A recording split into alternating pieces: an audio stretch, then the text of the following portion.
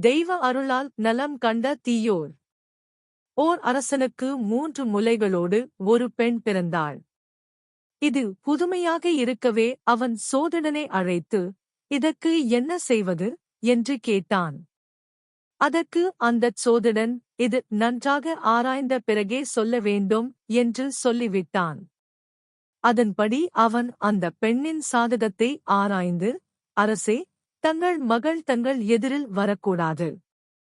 ஆகையால் அவளைத் தனியாக வைத்திருங்கள் என்று சொன்னான். அவளும் தனியாக மாளிகையில் வளர்ந்து வந்தாள்.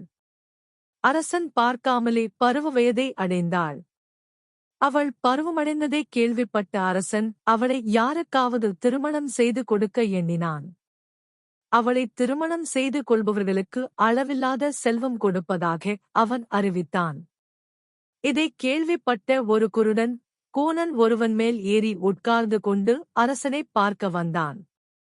இளவரசியை தனக்கு திருமணம் செய்து தரும்படி கேட்டான். அரசனும் சரி என்று ஒப்புக்கொண்டான். அவளை திருமணம் செய்து கொண்டு வேறு எந்த ஊரிலாவது போயிரு. இந்த ஊரில் மட்டும் இருக்காதே என்று அரசன் சொன்னான். அப்படியே குருடன் இளவரசியைக் கூட்டிக் கொண்டு போனான்.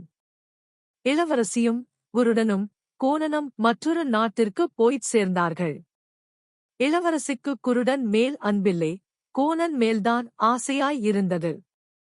ஆகவே குருடனைக் கொல்வதற்காகச் செத்த பாம்பு ஒன்றை அடுப்பிலிட்டு கரியாக்கினாள். குருடனைக் கூப்பிட்டு அதற்கு தெரு பூட்டும்படி கூறினாள். குருடனும் அடுப்பின் அருகில் இருந்து விறகைத் தள்ளித் தீ எரித்துக் கொண்டிருந்தான்.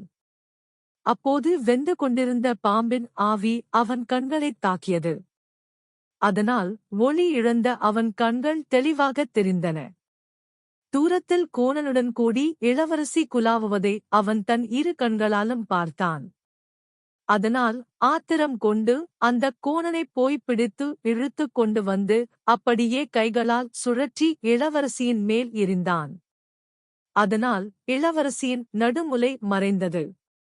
கோணனுடைய கூனும் நிமிர்ந்துவிட்டது. தீனை நினைக்கப் போய் எல்லாம் நன்மையாய் முடிந்தது.